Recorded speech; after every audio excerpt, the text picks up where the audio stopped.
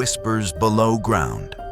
They found the entrance wedged between a shuttered pawn shop and a bakery that never seemed to open a cracked stairwell sealed by a rusted gate that someone had sawn through years ago. Lisa shone her phone light down the steps. The beam swallowed into damp dark like breath into a cavern. A single drop somewhere below ticked like a metronome drip, drip, drip. "Welcome to 1940, Kevin said, forcing a grin.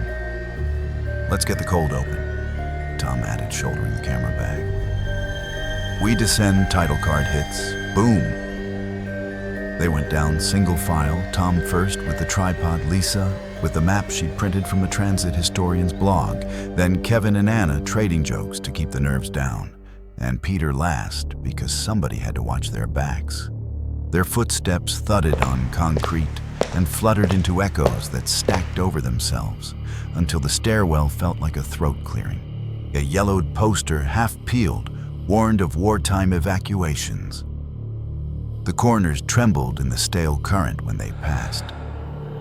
Somewhere far in the station, a hushed current sighed like a sleeping beast shifting under blankets. The turnstiles were iron ribs streaked with orange. Lisa brushed a gloved hand across one and flinched. "It's warm." "That's not possible," Anna said. "Nothing down here is powered."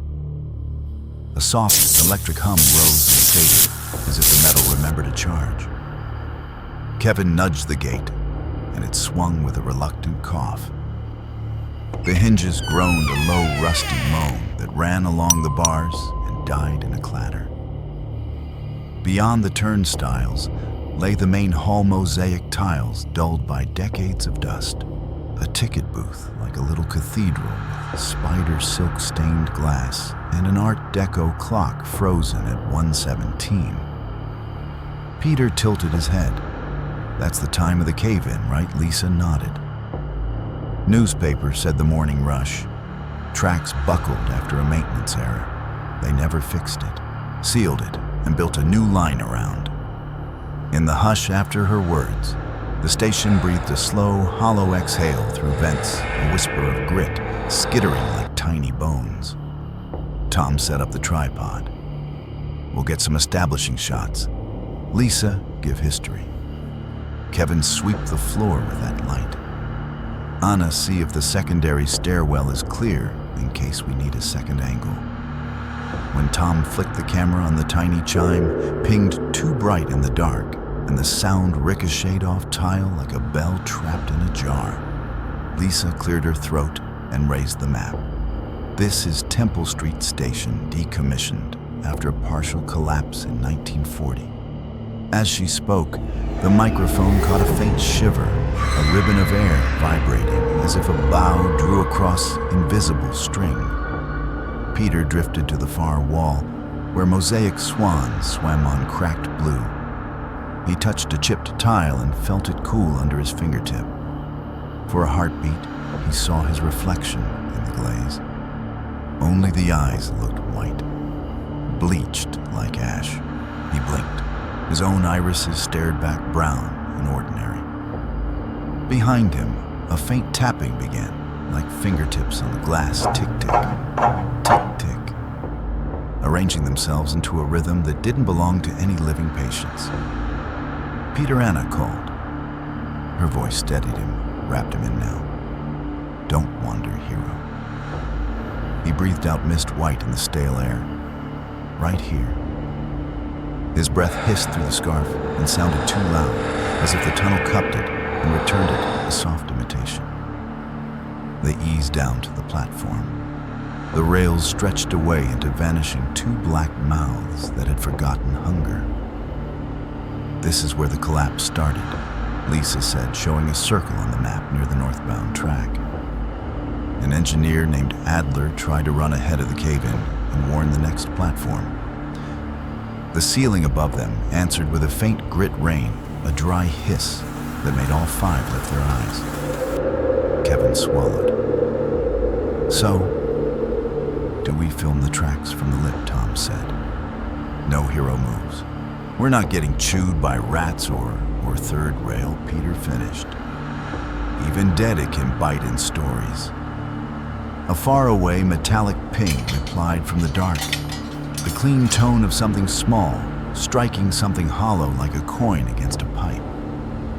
They set the camera at the platform edge. On screen, the dark beyond the tunnel lens was velvet, a square of night inside night. Anna framed the arch and zoomed until the grain made the darkness look alive. "I'm getting noise." "Digital noise," Tom said. "We're fine." The microphone picked up a slow tremor, almost below hearing a bass murmur that brushed their knees like the suggestion of a passing weight. Peter pressed his palm to the lip of the platform. The stone throbbed once against his skin, as if it had a pulse. Lisa folded the map. "There's supposed to be a mural down the south corridor, a procession of commuters. The historian said it was controversial because it showed workers, not dignitaries." "Let's get it," Tom said. "We need B-roll." As they moved, a brittle chime jingled behind them, the sound you get when glass kisses glass by accident. They turned. The ticket booth window, cracked in a spider web, now had a hairline fracture that hadn't been there before, a single new vein running to the edge. The south corridor smelled like old pennies, and rain left too long in buckets. Peter's phone light slid over posters, War Bonds victory gardens, and the painted procession Lisa promised men and women in coats. Faces simplified into oval's eyes, like pale commas. "It's beautiful," Anna whispered. From the tunnel, a distant wind threaded itself through the hall and hummed along the mural's edge like a choir lost in the walls. Kevin lifted his camera, getting the faces. Through the screen, the mural eyes twitched only a fraction, as if tracking the lens. Kevin lowered the camera, and the paint froze, harmless as history. "Okay," creeped. Lisa did her piece to camera the funding cut the political fights the morning the ceiling yawned. They fenced off the street above for months. 27 injured, 7 dead, 1 unaccounted for Adler. The corridor answered with a hollow knock, 1, 2, 3, as if someone in the wall wished to correct her count. Tom quirked a brow. "Knocking game? You do 1, I'll do 2. Please don't," Anna said. The knock came again, 1, 2, 3, and then a 4th, slow and deliberate, each strike dragging a tired ring down the tile. They returned to the platform with the kind of haste that pretends it isn't hurrying. Peter hung back a second, drawn to a maintenance door with a rust-flaked sign, "Authorized personnel only." He tried the handle. It stuck. From the other side, a soft shuffle replied, cloth on concrete, a shoe turning, or the memory of a footstep that refused to die. Peter stepped away. The air around the door felt charged, as though a storm hovered an inch from breaking. Back at the edge, Tom checked the time code. "We'll do a 5-minute lock-off on the tunnel. If anything moves, great. If not, we get the ambience." He lifted the shotgun mic, and the headphones filled with a low tide of sound breaths that weren't theirs, the distant harp of tensioning metal cooling and warming the subway's heartbeat, miles after the body is buried. "Do you hear that?" he asked, voice small. "We all hear it," Lisa said. The platform shivered with a thin rattle like keys vibrating on a table. Anna set a hand on Peter's sleeve. "It's probably a truck overhead," she said, though the street above had been closed for decades. The rattle became a whispering clink, a rail meeting wheel in imagination, a faint ascending whine, as if something far away were spooling up. "That's not possible," Kevin said. From deep in the tunnel, a breath of air pressed against their faces, carrying the clean, impossible scent of ozone and wheel grease, and it hissed between cracked tiles like a secret. Peter's mouth went dry. The camera showed only black and static. He glanced at the rails and saw nothing but shadow until his eyes noticed a darker stripe inside the dark, a silhouette shaped like a rival. "Guys," he said softly. The ascending whine grew a half note, and a soft, rhythmic thrumming layered beneath it the old cadence of steel joints ticking under weight, da-dum, like a heart trying to remember its beat. Anna swallowed. "We don't have to be here." "We absolutely do," Tom whispered. The tunnel exhaled a long, crowded sigh, a kind made by a car full of strangers when the doors opened. Lisa raised the map like it could ward off physics. "If this is a pressure change from old ventilation, it could..." A harsh, metallic squeal sliced her sentence. The ghost of brakes biting into wheels, teeth on tin, the kind of sound that makes molars ache. Kevin flinched so hard he clipped the tripod. The camera wobbled, then steadied, catching nothing but thickening dark. A speaker that no longer existed popped with static, a single cough of electricity like a throat clearing in an empty theater. "Okay," Anna said, voice level by brute force. "We're leaving." Far off, a horn moaned a long, mournful note that should have lived in 1940, and yet now it touched their bones. Peter stared into the black. For a beat, the dark looked back. He didn't know how he could tell, but he did. An awareness sat there like a person reading them. The thrumming, the metal under their shoes hummed with it, thrumming up calves into knees, into the fragile hinges of the body. "Tom," Lisa said, "pack it." Tom didn't move. A rattle from the ceiling chips, loosening, pattered across the platform like fingers drumming impatience. Peter took a step backward without meaning to. The maintenance door to his right breathed cold. From behind that door came a whisper so thin it could have been a trick of nerve. Adler had sighed, the syllables dragging like a shoe. Peter's spine iced. "Did you..." The whisper came again, a fraction louder. A flake of voice had... "Lur..." Tom finally grabbed the tripod. "We're pulling out. We got enough."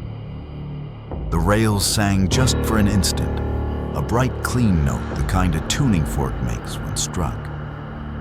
Peter's eyes watered. The air pressure in the station crept tighter like a hand closing around a jar. Somewhere beyond sight, a door slammed one hard crack that leaped down the corridor and returned in thinner versions of itself until it died tired. Anna swore under her breath. They turned for the stairs. The murals painted commuters watched them go, or Peter imagined they did. His throat felt lined with dust and static. As they climbed the stairwell, carried their steps back to them, 1, 2, 3, 4. And only the echoes didn't match the rhythm exactly, adding a fifth late step every time. Peter stopped, counted. 1, 2, 3, 4, 5. The staircase set a late heel on stone. He looked behind. No one on the lower steps. At the turnstiles, Tom risked a glance over his shoulder. The platform beyond their lights was blank again. The tunnel nothing but a black square you could tuck a nightmare in and close. The little electric hum they'd heard earlier returned curling around the iron bar, purring like a transformer warming up. "We're out," Lisa said already, halfway to the gate. Peter stepped and then paused. The maintenance door was slightly ajar now, a thumb-width line of dark in a darker wall. From within, something clicked 3 times, a delicate switch, left, right, center, as if a signalman were testing levers in a booth that had been crushed 85 years ago. He leaned toward the gap. The air from the seam was colder than the station by a degree you could measure with your teeth. Peter, Anna said, not a shout, not even loud. It carried anyway. Her word rang off tile like a bell in a school no one attends. Peter tore himself backward. He slipped through the gate with the others, and they climbed the final run. Above them, the station let out a last low groan, the kind a house makes when settling, except it sounded alive and listening. They reached the street door. Tom pushed. It stuck for a second, then surrendered. On the sidewalk, night air wrapped them in honest cold. Cars hissed past 2 blocks over. Life roared a reassuring domesticity. Neon hum crosswalk beeper bus brakes sigh. Out of habit, all 5 stood and listened to the absence, the way the city noise here was real layered, messy, not curated by tunnels. Tom finally laughed too loud and breaking. "We got something. Not a sponsorship," Anna said, "but something." Peter didn't laugh. He stared back at the stairwell. In the dark of the gate, he caught the suggestion of a reflection aiming at him. His own face eyes, too pale. He blinked, and they were normal. From far below, faint as a record player in a neighbor's apartment, a horn mourned itself to sleep. The city above felt too alive for what had just happened below. When they finally reached the sidewalk, they tried to breathe normally to let the air wash the tension away. But nobody spoke much. Tom adjusted the camera strap on his shoulder, pretending to check the lens. Peter wiped his palms against his jeans as though he could scrub away the chill from that maintenance door. They should have left. Every instinct screamed at them to leave. But curiosity has its claws, and YouTube views whispered promises of notoriety. Lisa broke the silence. "We didn't capture enough. We just got static, some creepy ambience. If we leave now, it's just an abandoned station story with mood music." Anna shook her head. "That's fine by me. Static is proof enough for the internet." Kevin tried a joke. "Yeah, nothing says viral like shaky cam and 5 people screaming at dust." But Tom wasn't laughing. He tapped the side of the camera eyes, hungry. "You heard it. The horn. The brakes. That wasn't imagination. If we can catch even a hint of that on video, we'll be legends." Peter muttered, "Or victims." Still 15 minutes later, they were back at the gate, slipping down the stairs like moths that can't resist the flame they already know will burn them. Back in the main hall, the atmosphere was heavier, as if the tunnels themselves resented their return. The sound of dripping water had multiplied. Drip, drip, drip, like an orchestra of leaking pipes echoing out of sync. Lisa frowned. It wasn't this loud before. From somewhere deep below, a long creak groaned through the structure, as if metal ribs were shifting against stone. "Foundation settling," Tom said quickly, though his voice was thinner than before. Peter lingered at the mural. The painted commuters looked sharper now, less faded. Their blank eyes gleamed faintly under the beam of his phone, as though polished since their last visit. Anna snapped, "Stop staring. Let's do this and leave." They set up again at the platform. Tom planted the tripod firmly on the edge, angling the camera straight into the northbound tunnel. He crouched to check framing his face, bathed in the dull glow of the monitor. The microphone hissed with static, but layered beneath was a rhythm soft as a heartbeat. Thump, thump, thump. Kevin adjusted his headphones, squinting. That's not feedback. That's a sudden metallic clang that cracked the silence like a sledgehammer smashing a girder. Everyone flinched. Tom grinned with adrenaline. "Yes, that's gold," Lisa hissed. "It's not gold, it's dangerous," but Tom leaned closer to the tripod, adjusting the focus. One more minute, the rail before them shivered. Peter saw it, the faintest tremor running along the steel, a ripple too precise to be caused by wind. A low rumble began to build so deep, it seemed to rise from the stone itself, vibrating through their shoes. Anna clutched Kevin's sleeve. No, that's not real. The rumble grew heavier, layered with the unmistakable rhythm of wheels pounding joints in the track. Kevin yanked off his headphones. That's a train. That's a train, his breath shook. But the line's been dead for 80 years. Peter's chest tightened. He wanted to run, but his legs wouldn't move. His gaze tunneled into the darkness where the sound was swelling. A horn bellowed deep and mournful, vibrating the tiles, until dust rained from the ceiling. Tom shouted over the noise, "Keep filming, don't stop." The tunnel lit faintly, not with light, but with a suggestion of brightness, like the memory of headlamps. The blackness thickened into a shape, an advancing wall of void, darker than dark. Anna screamed. Tom moved back. But Tom was locked in, crouched by the tripod, eyes wide with manic thrill. It's real. It's real. The screech of phantom brakes tore through the air, high and shrill, grinding sparks that weren't there. The sound was so sharp, it felt like knives dragging across their teeth. The others clamped their hands over their ears. Tom didn't.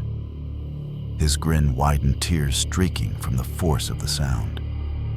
Then came the rush of wind, a cyclone bursting from the tunnel, hot and icy, at once roaring around them with the deafening whoosh of a train screaming into a station. The platform shook.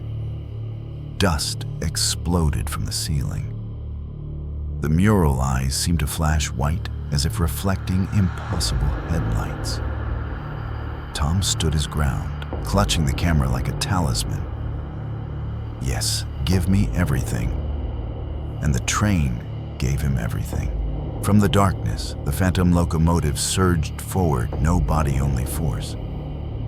Its outline flickered in the faint glow, steel-ribbed skeletal wheels, a ghost of machinery stitched together by shadow.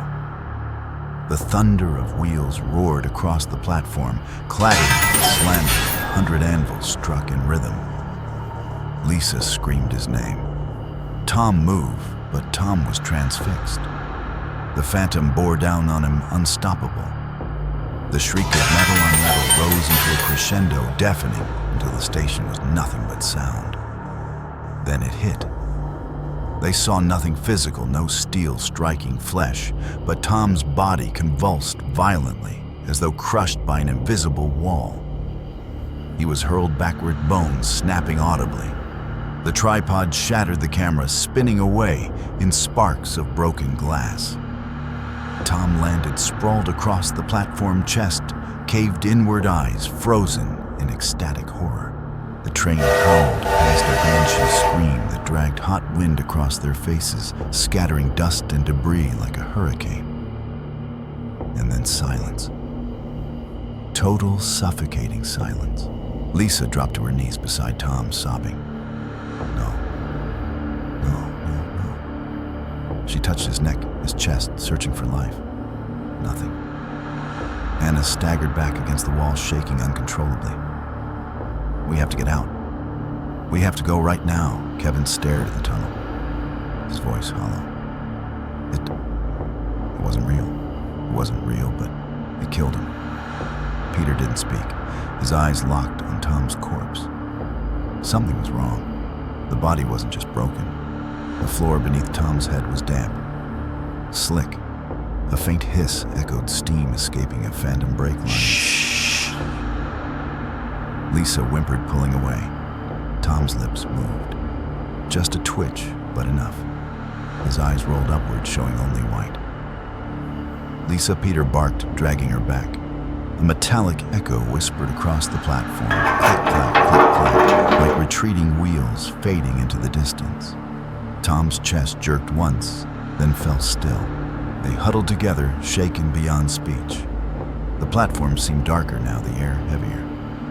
Finally, Anna spoke, her voice cracked. We leave. Now. Forget the footage, forget everything. Lisa shook her head violently, tears streaking her face. We can't leave him. We can't leave Tom here. Lisa, no. We have to carry him out. Kevin looked at Tom's body. His face was pale, but his eyes flicked briefly to Peter. Neither of them moved, because they both heard it.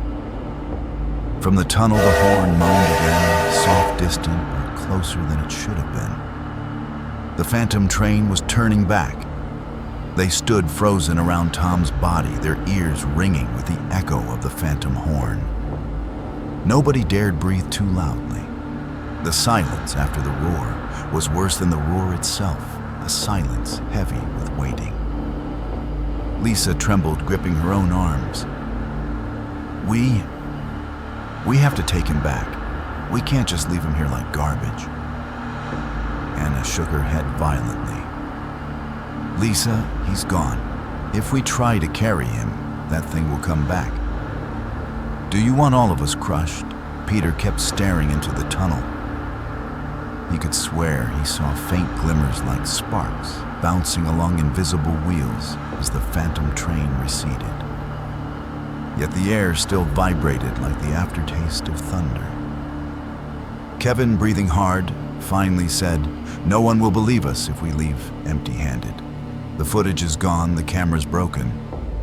But maybe the spare card survived." He crouched near the wreckage of the tripod, hands shaking as he sifted through glass and plastic. The shards clinked softly, brittle chimes that rang too loudly in the cavern. "Kevin, forget it," Anna hissed. But Kevin lifted a cracked SD card. His grin trembled. It might still hold something. If we get out with this. The station answered with a low moan, a draft shivering through vents, sighing like lungs drawing stale air. Lisa's sobs caught in her throat. She stared down the platform. The mural of painted commuters seemed closer. Their feet touched the tile now, not the wall. Peter blinked hard. No, the paint was still flat. Wasn't it? They moved together, dragging Lisa reluctantly toward the stairs. But the staircase, their one salvation, was no longer open. The gate they had come through was shut. Not broken, not rusted ajar like before, now it stood upright, bars locked tight. When Kevin shook it, the iron groaned and rattled like chains dragged across stone.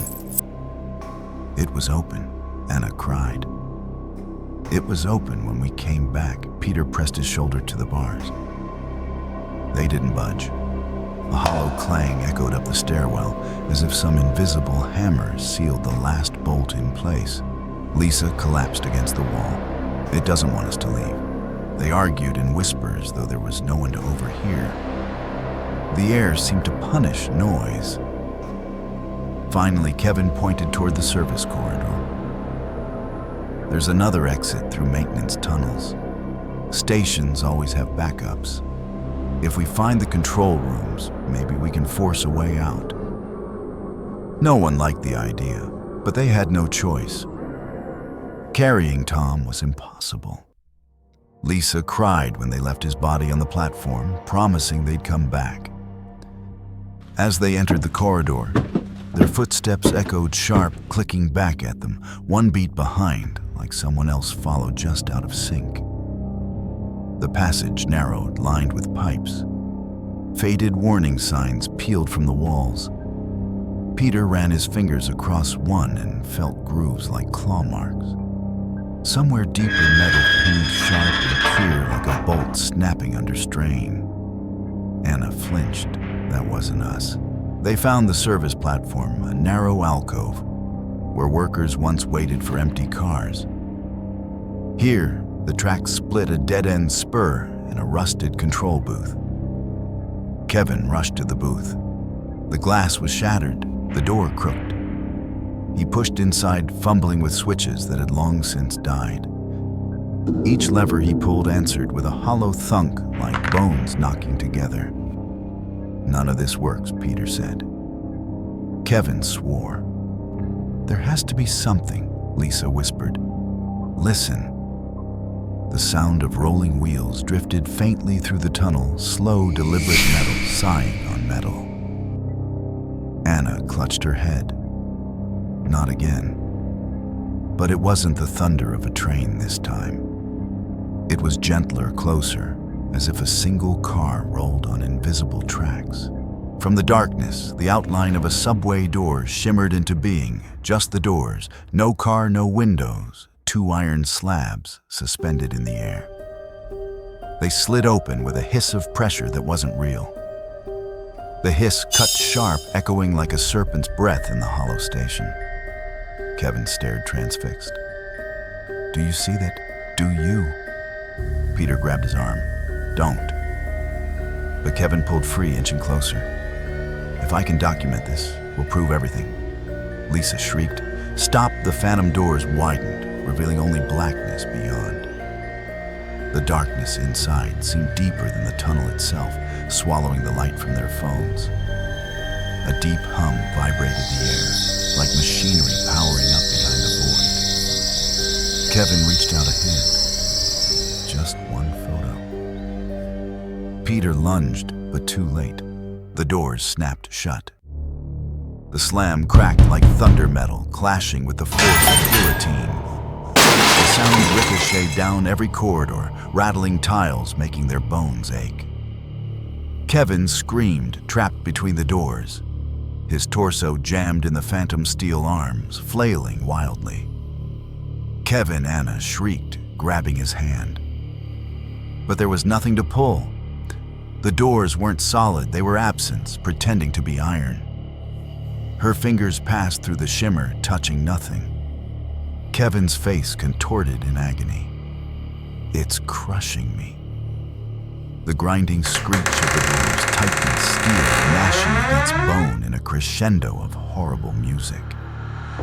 Peter shoved forward, trying to wedge his shoulder into the gap, but the void repelled him like magnets, forcing apart. Lisa sobbed. "We can't save him." Kevin's scream rose, then cut short. His body split, soundlessly, sucked into the black beyond. The doors slid shut, seamless. Silence. Only Kevin's bloodied jacket remained on the floor, torn in half. They backed away, trembling, unable to speak. The phantom doors flickered once, and then vanished, leaving only empty air and rails. But the sound lingered, click, hiss, slam, repeating faintly as if on loop, a memory stuck in the station's lock. Anna collapsed against the wall, clutching her ears. "It's killing us one by one." One by one, Peter forced her up. "Not if we move. There has to be a way out. There has to be." Lisa whispered through tears. "It wanted Kevin. It wanted Tom. It will want us all." From the far tunnel, a faint horn moaned again, patient promising return. Peter's stomach sank. The train wasn't done. Not yet. The 3 of them stood in the maintenance spur, shivering in the aftermath of Kevin's disappearance. The phantom doors had melted back into shadow, leaving nothing but silence and the tattered jacket on the ground. Lisa clutched the sleeve of the torn fabric as if holding Kevin's hand. Her sobs came in short gasps. Anna leaned against the wall, shaking her head violently, muttering, "No more. No more." Peter tried to steady his voice. "We can't stay here. The longer we do, the more it takes from us." The corridor answered with a distant metallic tick, tick, tick, like a clock counting down inside the walls. Lisa looked up, eyes swollen. "Where do we go?" "The stairs are locked. Kevin's exit is gone." "What else is there?" Peter's jaw tightened. "Further in, there must be a central hall. If there's any emergency shaft left, that's where it'll be." Anna's laugh cracked into hysteria. "Further in, that's suicide. Every step we take, it kills another one of us." A faint echo rippled down the tracks, a slow rolling thrum, as though invisible wheels tested their weight on the rails. Peter swallowed hard. "If we stay, it'll come anyway. At least moving gives us a chance. They entered the central corridor. The tiled walls gleamed faintly under their lights, wet as if freshly washed. Yet no water dripped from above. The mosaics here were different faces, not of commuters, but of the dead eyes' blank mouths open in screams. Lisa whispered, "This wasn't here before." Somewhere above, the faint creak of chains swayed metal links knocking together. Clink, clink, clink. Anna clutched her head. I can't keep listening. Peter led them forward. At the far end rose a wide atrium, a high ceiling with broken chandeliers dangling from corroded cables. The platform stretched into shadow, littered with debris that looked freshly fallen, though no one had touched it in 80 years. The chandeliers groaned softly, swaying, though no wind blew their glass pendants, chiming like distant bells. Lisa pointed upward. They're moving on their own. The groan deepened, metal twisting against bolts, squealing with stress. Anna whimpered, "It's above us. It's waiting." They hurried across the atrium, but the air thickened heavy as tar. Every step dragged as though the station itself resisted. Peter grabbed Lisa's hand. "Don't look up, just move."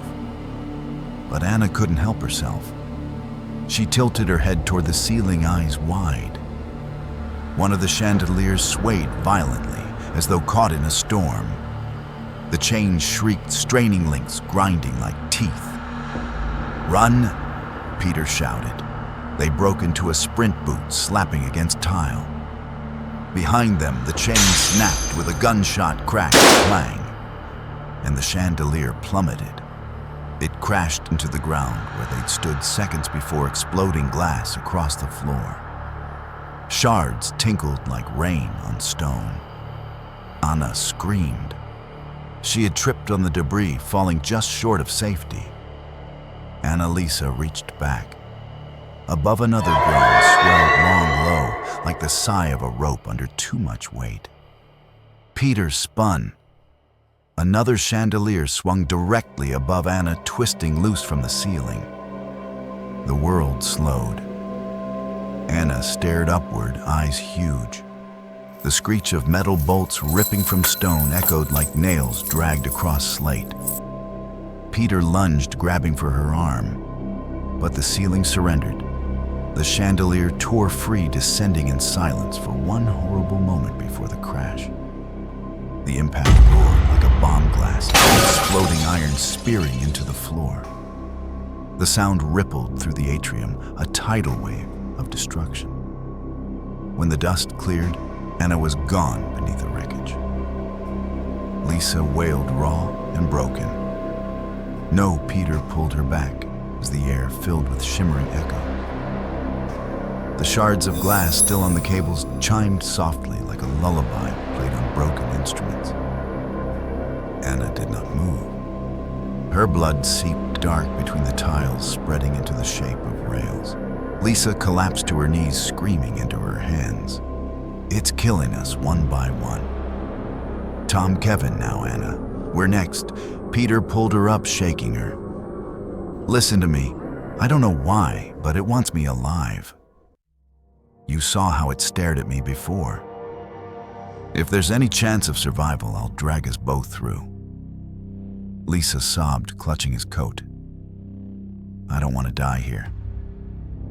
The atrium answered with a hollow whistle, faint but mocking like a train practicing its arrival. Peter glanced at the mural nearest him. The faces there had shifted again, no longer screaming but smiling, their mouths stretched unnaturally wide. Lisa clung to him. "What do we do?" Peter's voice was iron. "We keep moving, before the train returns." Far down the tunnel, rails began to hum, faintly thrum. Thrum, thrum, like a giant heartbeat stirring awake. Peter felt his vision blur for an instant. In the reflection of a broken glass shard, his own eyes shone pale white.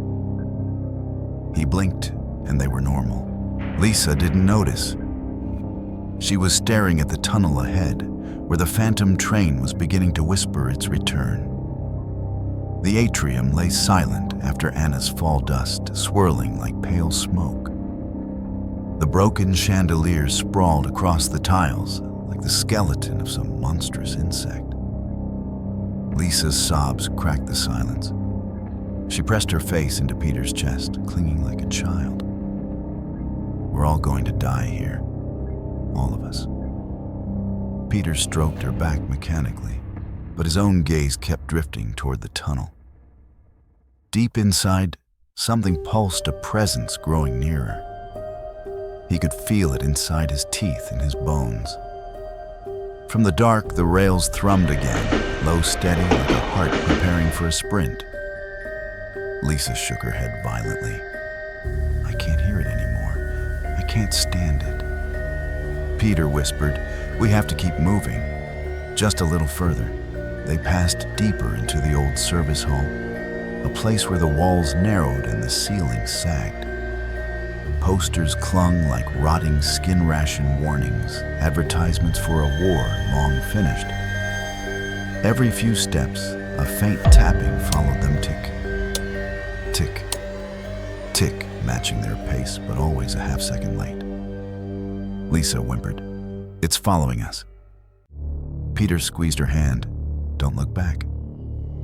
A sudden clang burst from above, like iron bars slammed together. It froze. The ceiling creaked ominously. Peter pulled Lisa forward, faster, heart pounding. At last they stumbled into another platform chamber. Here the tracks forked, one side leading into total darkness, the other curling into rubble where the ceiling had collapsed in 1940. Lisa gasped. It's blocked. We're trapped. From the far tunnel, the distant horn groaned again, long, sorrowful, vibrating the chamber. The phantom train was coming. Peter's breath grew ragged. He looked at Lisa. She was trembling so hard her teeth chattered. We can't outrun it, she whispered. We can't fight it. It wants us. Peter's eyes flickered white for an instant. He pressed his palms to his skull, groaning. No, not me. It's inside me, but not me. Lisa backed away, horrified. Peter, your eyes! The rails screamed suddenly, a metallic impossible speed. A rush of air burst through the chamber, hot and electric, whipping Lisa's hair into her face. The thunder of wheels surged closer, da-dum, hammering against the tiles. Lisa screamed and stumbled toward the far end of the platform. I don't want to die. Peter reached for her. Wait, but the phantom had chosen. The rails beneath Lisa glowed faintly, a ghostly shimmer. She froze in place as if her shoes were nailed down. The station filled with a Lisa clawed at the air. It's pulling me. Her feet skidded across the platform, dragged toward the tracks by invisible force. Peter helped me. Peter lunged, grabbing her arm. He pulled with all his strength, but the suction was relentless, like a tide pulling her into the sea. The horn blasted, shattering the chamber like a banshee's scream. Lisa's body wrenched free of Peter's grip. She was yanked violently into the rails. A final screech of wheels slamming metal drowned her scream as the phantom train swallowed her whole. Then silence. The platform was empty. Peter stood shaking his hands, bleeding from gripping her so hard. His voice cracked into the silence. Lisa? No answer. Only the echo of his own breath. The rails hummed one last time, then went still as though satisfied. He stumbled back, clutching his head, his vision blurred. In every reflective surface, the shattered glass, the wet tiles, he saw his own eyes, glowing pale white. He collapsed onto the floor, rocking. Not me. Not me. A faint whisper brushed the chamber's stay. Peter snapped his head up. "Who said that?" the whisper repeated, layered voices. "Now, stay with us." He staggered to his feet, turning in circles. The murals along the walls no longer showed commuters or corpses. They showed Tom, Kevin, and Elisa. Their painted faces smiled at him. Peter fell to his knees. No. No, no, no. A deep vibration rolled through the station, as though the entire structure exhaled. The phantom had chosen its vessel. At the edge of the platform, Peter saw the broken camera, Tom's original, cracked, but still recording its red light, blinking faintly. He crawled to it, staring into the lens. His breath came in ragged gasps. "I'm the only one left," he whispered. "But I'm not alone. I can feel them. Inside." The microphone, the chorus, the faint echoes, cries, whispers, laughter, all tangled together in static. Peter raised his head. His eyes rolled upward, then snapped open again, completely white, glowing faintly in the dark. He leaned into the camera face, filling the lens. "Welcome to the dead station," he whispered, his voice layered with 5 others. Somewhere behind him, the screen cut to black.